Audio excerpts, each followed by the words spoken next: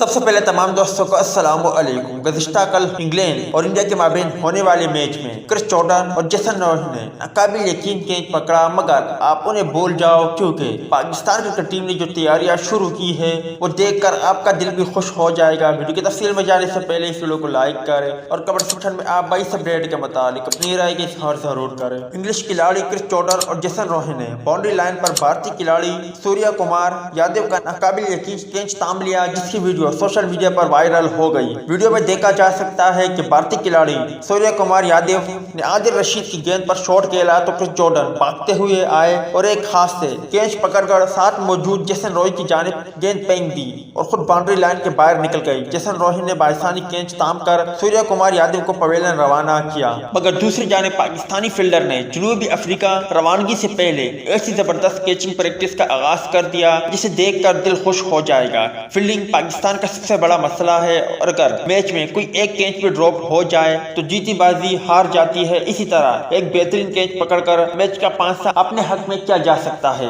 اور اسی لیے پاکستان ٹیم نے بہترین کیچنگ پکڑنے کی مشق مکمل کر لی، جس میں شاداب خان نے کچھ ناقابل یقین کیچ پکڑے۔ پروفیسر محمد حفیظ اور دیگر کرکٹر نے یقینی طور پر حیران کیا جس طرح کے انہوں نے کینچز پکڑے، یقیناً وہ قابل دید تھے اور بہت شاندار تھے۔ مطلب کہ پاکستان کرکٹ بورڈ نے جو ٹاسک انہیں دیا تھا انہوں نے پورا کیا، اور یقیناً زیر نظر تصویریں دیکھ کر اندازہ لگایا جا سکتا ہے کہ